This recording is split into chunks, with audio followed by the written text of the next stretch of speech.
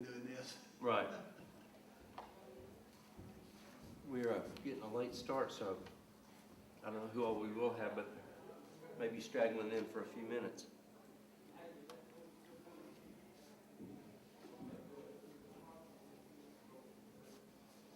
Was you getting paid overtime this morning? Yeah, right.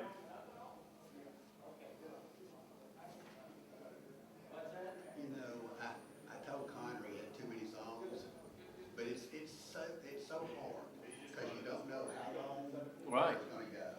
You don't know how long communion's going to go. You don't know how long preacher's going to go. Yeah. But I thought we ended. Oh, you did good. We were a little over, but we were fine. Mm-hmm. It wasn't a big deal. All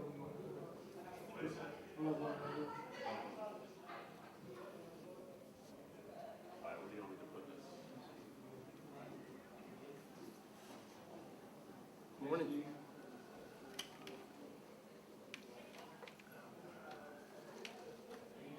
I'm good. How are you, Joe? Can I offer you guys a cookie? Sit down first. Okay. When you get a free hand, Elliot, I'll give you one. All right.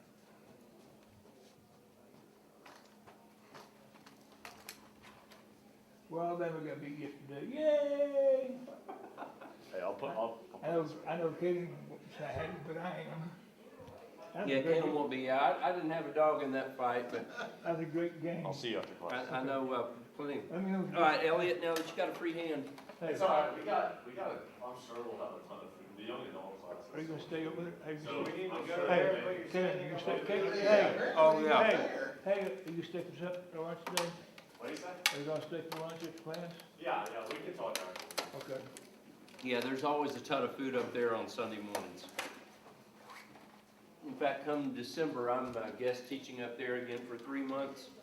I used to bring food up there every week, but some of those ladies, I mean, they bring all kinds of really delicious stuff every week.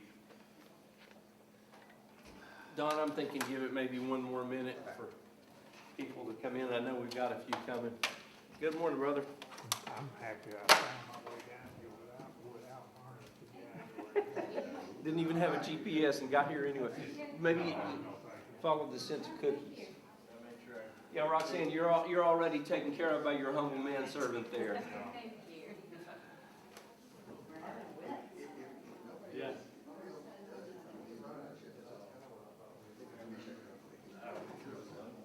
Two things, right? Yeah.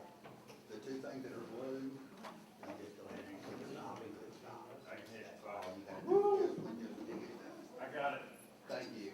And you know, there's two or three. Yes, do it. I wanna make sure- Pull the hammer out. Yes. I mean, you might really. Brother Nichols? You sure? Okay. Yeah, really.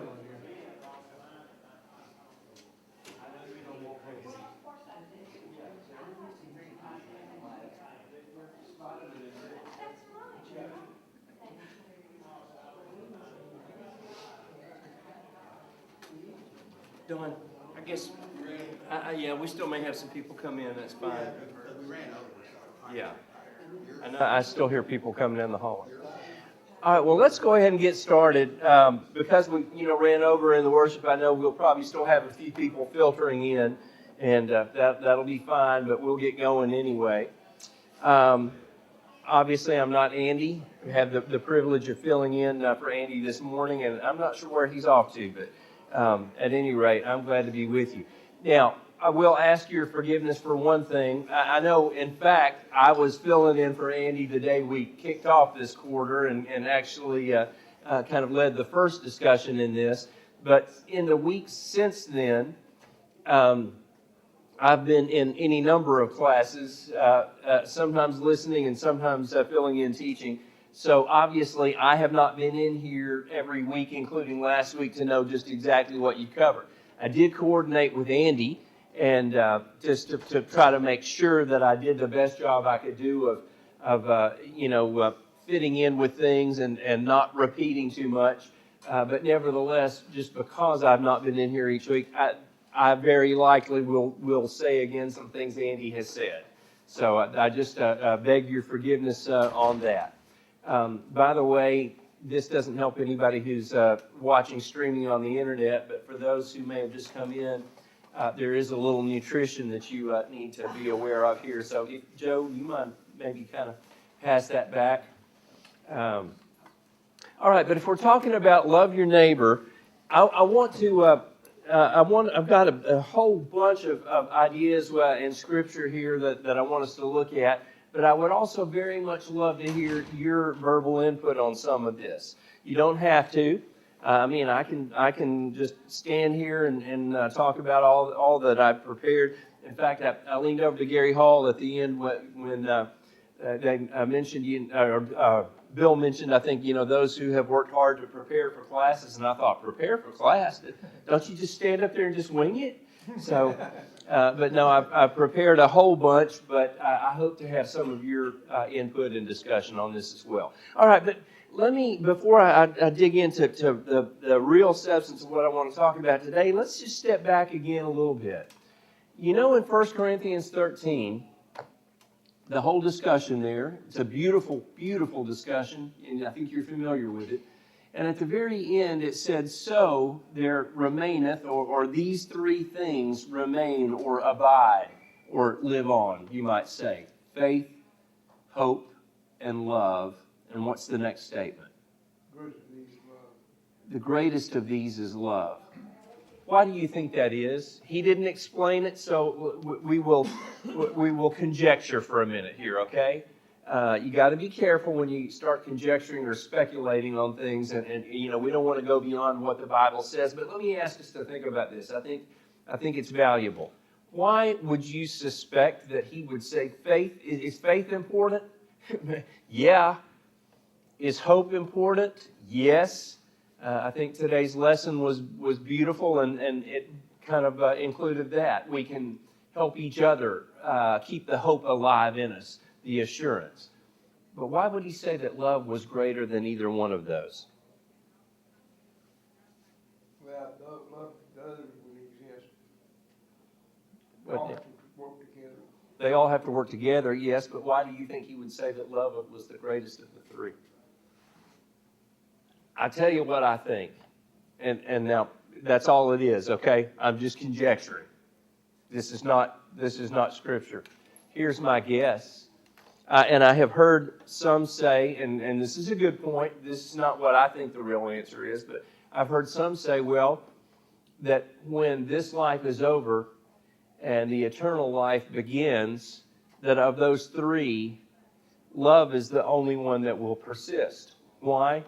Faith will have served its purpose, its very important purpose, but when this life is over and we see Him face to face, we don't need to have faith anymore because we will finally see the reality of God. We'll see Him face to face. It won't be believing anymore in things that He's told us that we haven't seen yet. You'll be seeing them. You know what I'm saying? Faith will have been completed, and there won't be anything that's yet unseen. So there will be no faith, so to speak, in heaven. What about hope? Same thing. In heaven, when you leave this life, or in paradise, but before Jesus comes, your hope will be fully realized and fully rewarded. You will be there. Everything you hoped for will now be reality by the grace of God given to you. So just like faith, there will be no more hope. It will have completed its work and given way to reality. Love will be the one that will remain throughout all eternity. When faith and hope have completed their task, there still will remain love, a perfect love like you and I have never yet demonstrated or received. Except for the love of God, there's no other love that you have received in your life that is perfect. You received, and I hope that you were blessed with wonderful parents. Some of you may not have been, and some of you no doubt were. If you were, then you experienced a tremendous, selfless love from your parents. Was it perfect? No. Have you ever shared perfect love with anybody? No. I'm sure you're very good. I'm sure you're very loving. I'm sure you're getting better, like me, getting better all the time. But have you yet had perfect love for anyone? The answer is no. We will see perfect love then. But that's not the reason I think he probably said that love was the greatest. Here's my conjecture. Those three things are extremely important. My faith in God. In fact, and Bill touched on this, God's grace and my faith in Him are the only two things I will ever have that no one can take away from me. Unless I let go of them. My faith is very important. But my faith doesn't necessarily impact or bless your life. Does that make sense? My faith brings me closer to God if I'm exercising it right. My faith strengthens my belief, my confidence in Him, but my faith doesn't necessarily help you. My faith ought to lead me to do things that help you. We'll talk about that some. But my faith doesn't directly help you. It helps me. What about my hope? Same thing. Very, very important. My hope, and that is hope not just in I wish this will happen or I hope it might happen. You know what I mean. Hope that I know with assurance that I will be with Him someday. That helps me, and it helps me constantly want to be more like Him and be more pleasing to Him. But my hope doesn't necessarily help you, does it? But my love does. I think that's why the greatest of these is love. Of those three, love is the one that if I'm truly displaying it, ought to wind up in some way helping everybody around me. That's why I think. Any other ideas, Zane? I'll say,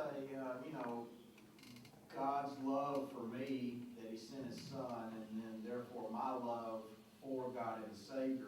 Without that, I cannot have faith and hope. Yes. That's my take. Yes. Okay. And that's so right and so important. God's love demonstrated for us that He would give His own Son. Yes, that is the basis for my faith and my hope and the pattern for my love. Absolutely. Without those, there wouldn't be any. Without those, I would have very little chance of being a truly loving person myself. And that's a good transition, when we're talking to people, we have too many people, their faith and hope is in man. Mm-hmm. And as we know, that will let us down sooner or later. Yeah. And for those on internet that may not have heard what Zane has said, so many people around us, their faith and their hope are in man and in earthly things, not in God, His Word, and the reality that we know by faith, etc. And so, yeah, our love can make that faith new to them and make it known to them. All right. Another thing that I said weeks back, when on the very first day of this quarter, when again I was here filling in for Andy, there was somebody who not even a brother, but who said something very, very important, and I thought very wise and very true. That real love is seeing someone else's problem and making it your own when you don't have to. Okay, and I think that's an awfully good practical or everyday definition of what love ought to be. All right, the next thing I'll say kind of just in kind of some overall comments here is let's talk about loving my neighbor and get specific. Now, we know, and we've read the parables, we know who is my neighbor. And the real definition would be anybody who's in need of my help in any way, isn't it? I mean, wouldn't that be the kind of the story of the Good Samaritan, etc.? All right, let's make it specific. In your world, with all the things we talk about loving your neighbor, in your world, who are we talking about? Who is, okay, and yeah, we know that definition, and it's true and right. Okay, let's make it specific. As you're trying to train yourself and better yourself to love your neighbor, specifically, what group or groups of people, who is that for you? Who's your neighbor? Co-workers. Okay, Dennis said co-workers. I think that's exactly right. Because I jotted down a few ideas on this, and that's one of them. That's your co-workers. Now, we all have, different vocations and et cetera. And some people work in a retail environment, and they may see a lot of customers, many of whom they'll only have just a moment with. But some of them will become regulars, okay? And you'll actually get to know that person a little bit at least, and maybe more if you want. And there are probably, now some people are out working by themselves all day, but most of us have some coworkers, don't we? Whether you're a business owner or an employee or whatever, you probably have some circle of coworkers. Yeah, in my mind, if we're reading this in modern text, that's your neighbor.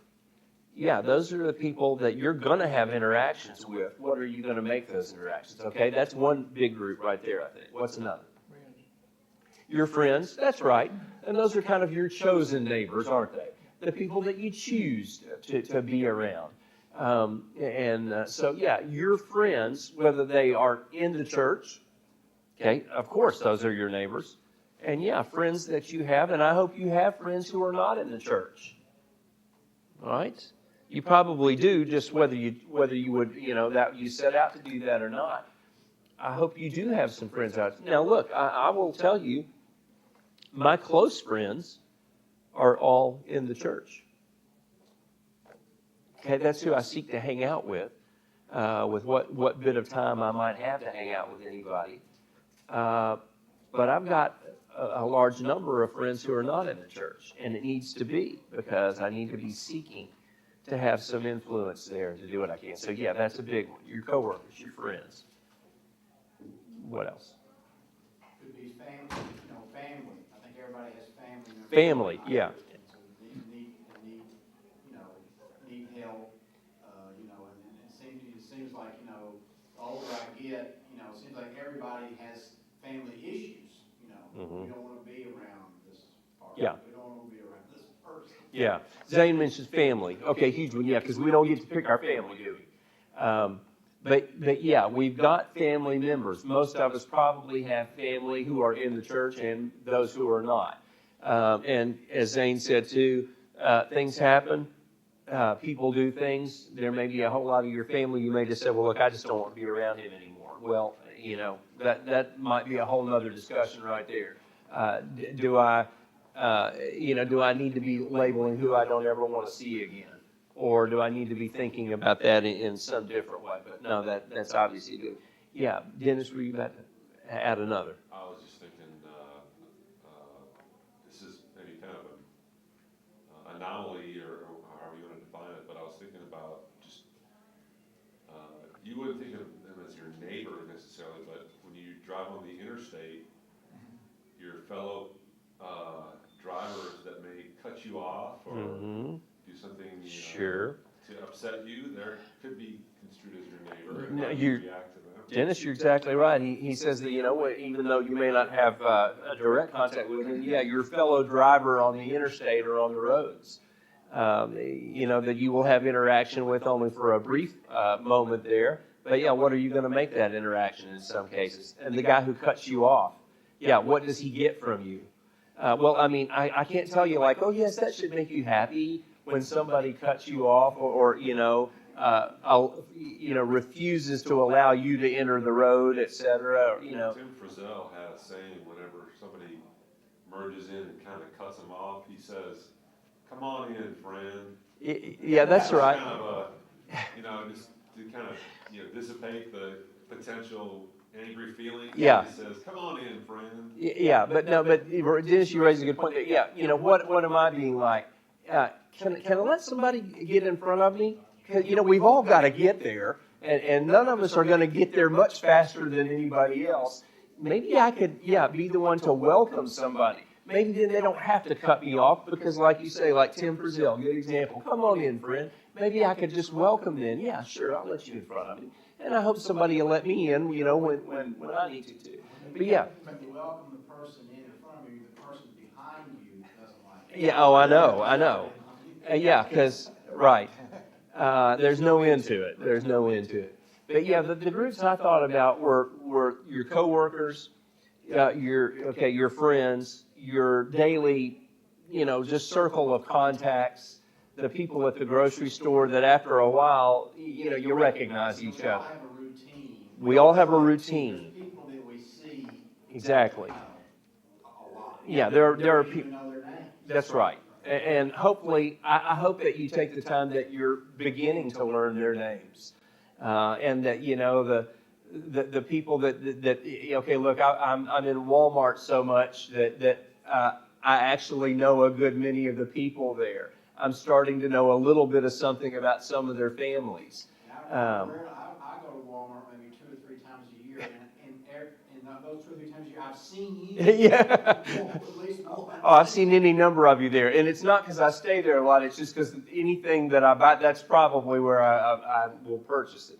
But, okay, the other one I thought about, too, was your actual physical neighbors, the people who actually live around you. Oh, yeah, they count, too. Some of you are home more than others. You may know those people more than others. I'm not home very much because I tend to get home from work pretty late and whatnot. But I'm starting to know more of those people. And there's some pretty great people there. And there's one old crankhead for sure. Okay, and I'm doing better with him. I'm making the effort. He has gone out of his way to make my life unpleasant and difficult. But anyway, we're getting there because I just finally decided, okay, I got to do right. He can do wrong all he wants, but I got to do right. And so we're getting there. We're getting there. Because after a while, it's hard to be hostile to somebody who won't be hostile in return after a while. So et cetera. All right, so we've got a circle. Now, here's what I would propose to you. Let's look at a couple of scriptures here. Would somebody, and I better keep an eye on the watch here. Could I get somebody to turn to Galatians 6 and verse 10? Zane, would you look at Galatians 6, verse 10? And I'll tell you what, in the Nichols family over here, could I get somebody to turn to 1 Peter 2:12? And then maybe another one of you to Matthew 5:16. Now, these scriptures are all going to be very familiar to you, and I'm glad that they are. But you'll see what I'll make a point out of here that might not be exactly what you were expecting with this, but I think it will fit. I want to propose to you that even though our relationships with each other in the church, they are very special. And they are a little different, in some ways very different, from our relationships with the people in some of these circles that we just talked about.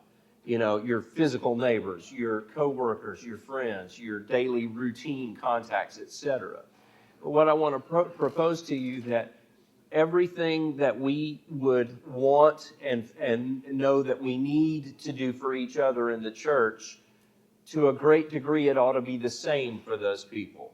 Now, we don't share the same special bond with them in Christ, but our behavior ought to be a miniature version of our behavior within the church to those people.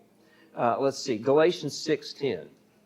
As we have therefore opportunity, let us do good unto all men, especially unto those who are of the household of faith. Okay, thank you, Zane. All right, as we have opportunity, let us do good to everybody. He says, especially those of the household of faith. Yeah, we have a special bond. Man, I ought to be willing to go not just the second mile, the third and the fourth and the fifth and the 10th for my brethren. There ought to be something really special there. But he goes, but it doesn't end there. No, you do good to everybody. God reminded the Israelites an awful lot that, yes, they were His chosen people. They had His family name, so to speak. But were they allowed to mistreat the Gentiles who lived among them? And there were always a lot. No. He said you have to treat them with exactly the same fairness. And you show mercy to them as well. Same. Well, I think the key to me is, it says all men, and that's to your point of your difficult neighbor and my difficult family member. We don't want to get involved with that. Yeah, absolutely. It's hard. Even when it's hard, even the one who makes it hard, and it happens.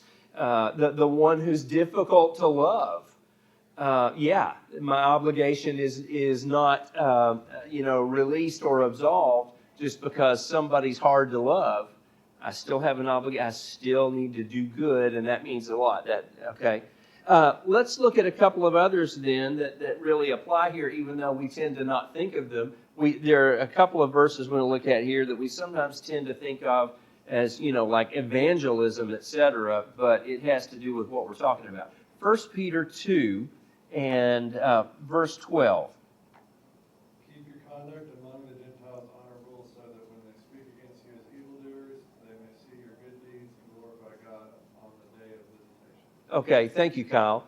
So he says, your conduct among the Gentiles. All right, and what he means by here is those who are outside the church. Technically, probably everybody in this room, we're probably all Gentiles, technically. But what he means is those who are not in the household of faith, those who are outside the church. And that's most of these circles of people that we were talking about. Keep your conduct among them so honorable.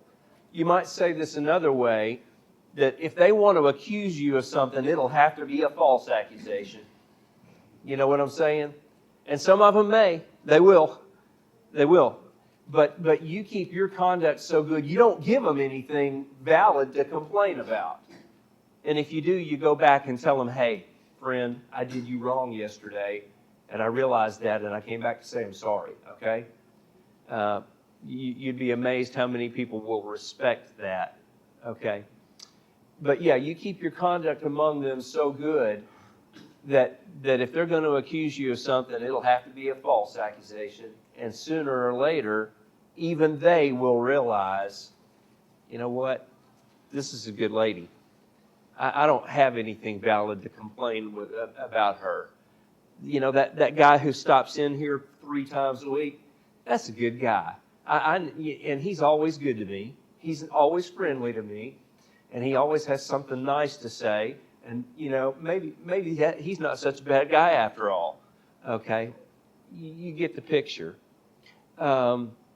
It said that even if they speak against you as evildoers, they may see your good deeds and glorify God on the day of visitation. That implies something else too.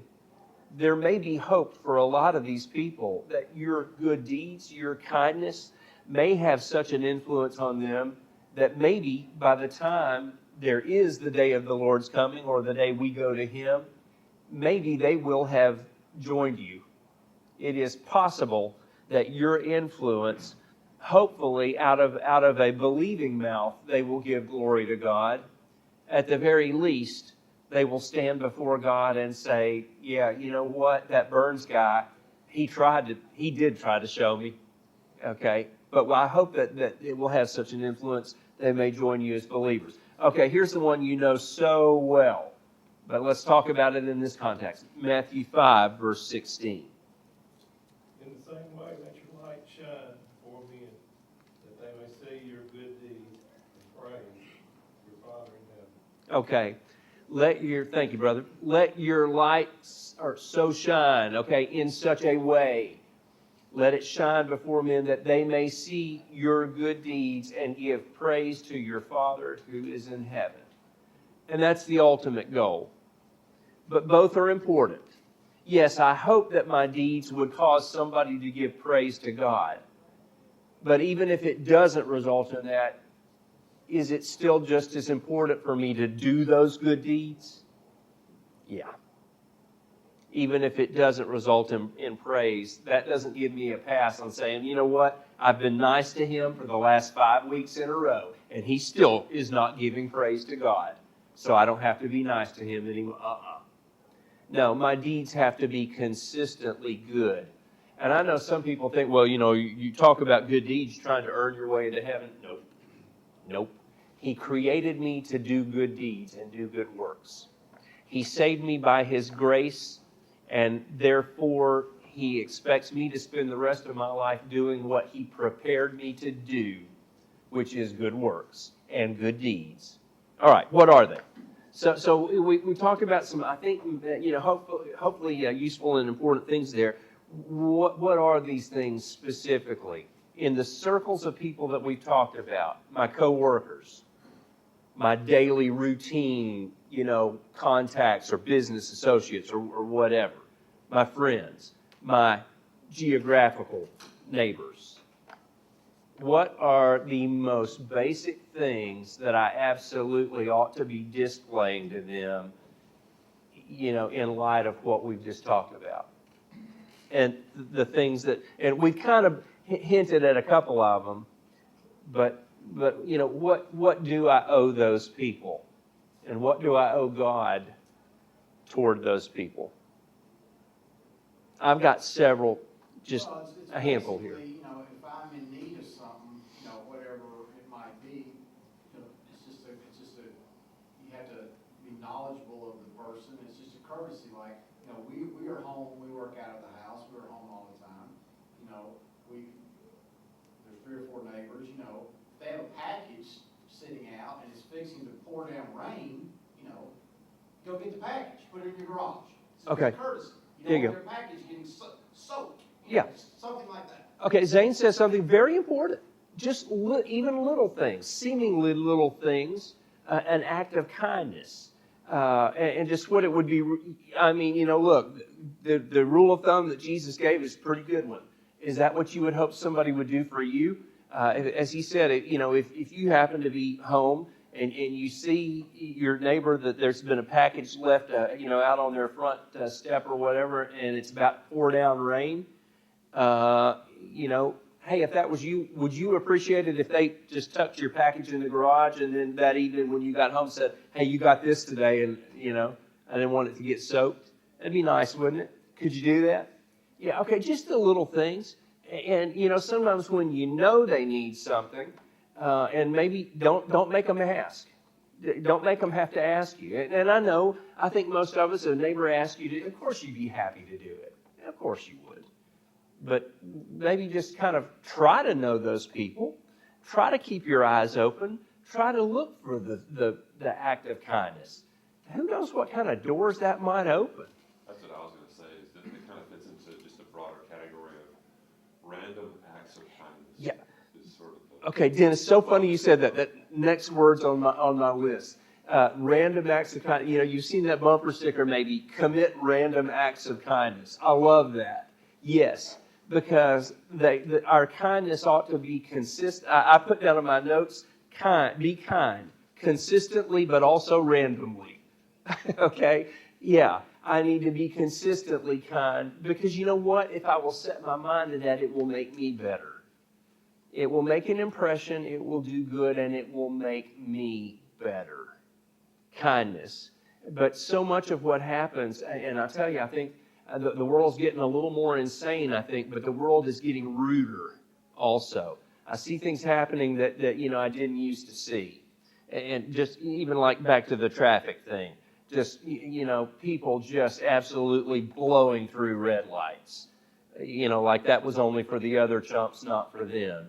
It's gotten to where when you go through an intersection, even if you're on a green light, man, you better look both ways before you enter that intersection because you don't know who's coming like a boat. People didn't used to do that. It used to be the rare exception. Just all kinds of stuff. People are getting ruder. You might encounter unkindness in any number of ways. The things people will say to each other. Which one of us hasn't had the experience is, somebody, they come out of the wrong lane and they turn over, 3 lanes in front of you when you've got the right of way. And then as they do, here they give you an obscene gesture with their hand after they've just about killed you. Okay, you know what I'm talking about? Yeah, you've had it happen. I was on a bus one time, bus driver had a green light going that way. There's a guy on the side road, and he saw a bus coming. He wanted to go across the other side. He cut the bus all the way. The bus driver had his brakes. If he hadn't looked, his brakes stopped. If he didn't, they got him killed or his car been towed. Yep. He didn't care. Yep, didn't care. Joe mentions an example, of somebody doing that in front of a bus, etc. Bus driver had to slam on brakes, etc. Otherwise, somebody would have died, and the other driver didn't care. Yeah, okay, it happens, and it's getting worse. How's it going to change? Yeah, a whole lot of people, need some training at home. Evidently, they didn't get from a mama and daddy who said, you don't do that. Okay, you don't do that. You got to have do right and have some manners, etc. Well, a lot of people didn't get that at home, evidently, and society is breeding the worst. What's my job? Do better. Okay, be willing to forgive that, but do better and show some kindness instead. I'll give you just one quick example. Years ago, when I first moved to New Jersey for a job there, and it's my first few days there, I'm in the grocery store one night getting all the basics for a new apartment, etc. And in front of me, so we came to the checkout line, and it wasn't self scanners. This was still somebody there, to scan your groceries for you. So I'm in line, and there's a very elderly lady in front of me, and she's got a cart full of things that she's working on. So she's getting out her pocketbook to pay, and she drops her pocketbook, and it fell, and of course it bounced and landed exactly underneath the middle of her loaded grocery cart. Well, I call it Southern upbringing. Well, I'm not trying to pat myself on the back here. Any of you would do exactly. Southern upbringing, I didn't even think twice. I immediately got down there on the floor to, reach under there and get her wallet for her. So I reach under there and I get it, and I pull it back, and as I turn to stand back up again, this lady is standing over me with her umbrella ready to hit me with it. And I thought, what an awakening here. Yeah, welcome to New Jersey. What I call it, and there are great people in New Jersey, but you have to find them. Okay, but anyway, you have to bring out that good sometimes. And of course, I think at exactly the same moment, I realized she thinks I'm stealing her wallet. Okay, and I think her eyes got big too, because at the same moment she realizes he's actually picking that up for me. We both learned something. Okay. But yeah, sometimes society is bringing it, because you know what? That had been her experience there. Once it hits the floor, it's free. She was accustomed to people that's exactly what they would have been. They wouldn't have been there picking it up for her. They would have been stealing it. That had been her experience. I've got to do what I can to change that. For every place that I can have some influence, I got to be better. I got to do better. All right. Let me I tell you what, we don't have a lot of time. I'm going to run through, because I want to look at a few other scriptures as well too. Am I kind with the people who are my neighbors? Little things and big things. And some of us, we are kind with the big things, but not with the little things. I mean, isn't that true sometimes? That you'll go to great lengths when you know somebody's had something horrible happen to them, etc. But you won't be nice to them, on any other day, etc. Yeah, I miss the little things because I'm in a hurry. I'm in too big of a hurry, and that's my problem. Well, that's a great. Yeah, Zane just said, man, what a great point. He said, sometimes I fail to do those little things of kindness because I'm in just so much of a hurry. And maybe I need to slow down a little bit. That is so important. Okay, next one, are you forgiving with those people? And I don't mean grudgingly, but willingly. That's tough, isn't it? Because, people will do you wrong. They will, and sometimes it hurts. Okay, and sometimes there's just no point in it, and it just makes life unpleasant. When you see a neighbor, and it could have been, a little pleasant interaction, but instead, somebody has to say something nasty to you out of the blue. What's the point? Just one thing that occurred to me a long time ago, because it's psychologically, my self-esteem doesn't depend on others, but others have a big effect on how I feel about today, don't they? Because before the day is out, you're going to have, probably 100 little interactions with other people at the store, at the gas station. Well, okay, just, only for a minute at a time or less. But you'll have probably 100 minor interactions with other people. And if 70 of them, if 30 of them are absolutely neutral, but 70 of them, you got a smile from somebody or a kind word, doesn't that make your day different? But what about the opposite? What about when 50 of them, something unkind or at least, a look of contempt or a look of distrust, etc. After you have enough little negative things happen to you in a day, that kind of affects your day too, doesn't it? Yeah, a whole lot. And it's in my power. I can't control what other people will do, but it's in my power to try to make each one of those a little bit pleasant. It's going to make my day better. It's going to make their day better. And then if this is a person that I wind up seeing maybe on a repeated basis, maybe after a while, I'm the guy they might like to talk to. And maybe I will get to know something about them. And, anyway, opportunities will come up if you cultivate potential opportunities for good, even in small ways. Okay, how about this one? Do you do things to your neighbors or not do things or whatever that are not overtly aggressive, but passively so? Okay. Some people don't understand the definition of that term. Aggressive and passive aggressive or passively aggressive are two different things. Passively aggressive is, I don't come hit you in the face or say something outright to you. I just do something or just refrain from doing something that I know will cause you unpleasantness, etc. That's neighbors. In all the co-workers, physical neighbors, we're famous for that, aren't we?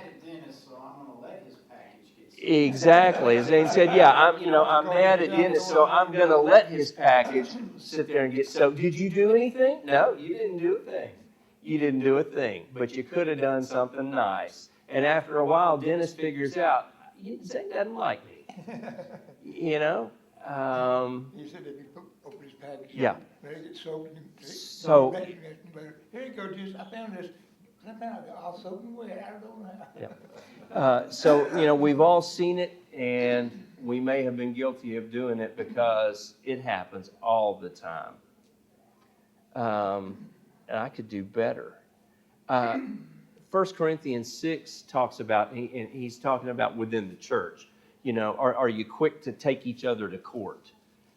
Which ought to be absolutely a last resort. In fact, not just even between church members, but that with anybody else, that ought to be a last resort, to actually go and take some action like that. He said, come on, people. He's talking to people in the church. He said, come on, people. You're taking each other to court. He said, you've lost already. You've lost the battle already, if that's happening. He said, why not rather be wronged if need be? Why not take the slap and say, all right, if you really need to slap me on the other cheek, go ahead. Why not rather give up some of your rights? I like what Dennis said a while ago about Tim Frizzell. If somebody wants to cut in front of me, it's like, come on in, friend. Go ahead and just let him. Let him. Next time, he not that you want to make people feel bad, but he might feel so ashamed that maybe next time he won't do it. Or maybe next time he'll say, I guess you could, merge on in here, et cetera. It can have a big effect. The next, we're gonna run out of time, so I'm not gonna look at a whole bunch of the scriptures here that I wanted to, but I appreciate what you've said to make it a better class. How about this one? Not sowing discord. The world is, whether it's house to house or social media or whatever, unfortunately, we even do it within the church, but it sure goes on in the world all day long. Okay, I'm just telling somebody, hey, did you hear what Zane did? I'm pretty sure he did this. Okay, but hey, even if it was true, do I need to be telling something negative? Do I need to, in physical neighbors, it's like, hey, the guy in the house right there, did you see what he did with his leaves? Yeah, but you see that? Do we need to sow discord? Proverbs talks about this, and amazingly, it's in the list of things that are an abomination to God. I mean, it's with murdering and, shedding innocent blood and deceit and lying, etc. Well, you know what the last one on the list is? Is a person who sows discord among brothers or among brethren, or you can fill in friends or neighbors or whatever there. That is so disgusting to God. He put it on the list of 7 things that he absolutely cannot stand. I have somebody who always says, well, they said, Joe, they said, they people. Who are the they people?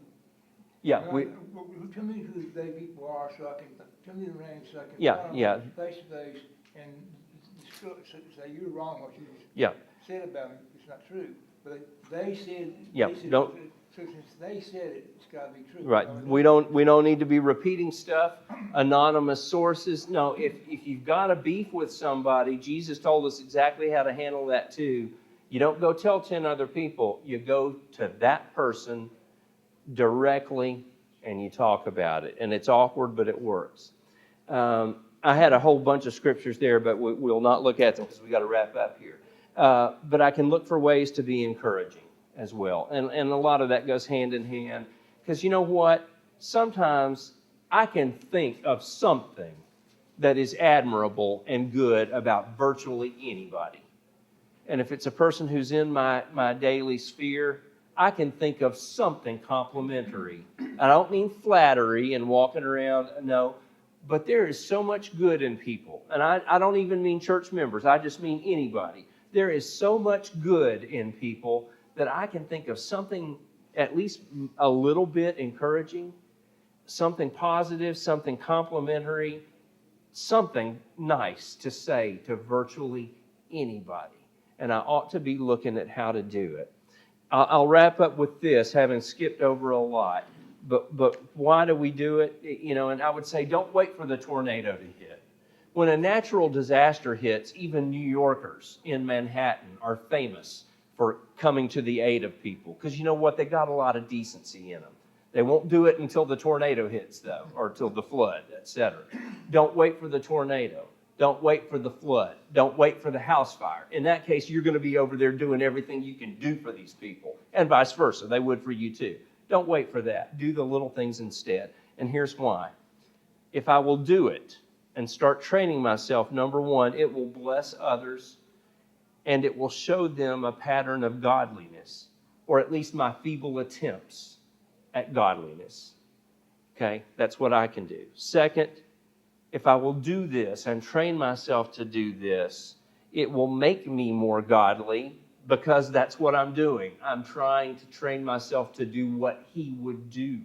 It will make me more godly. It will raise my bar so that I will say, you know what, I like the way I'm trying to do better now. I'm going to do better still.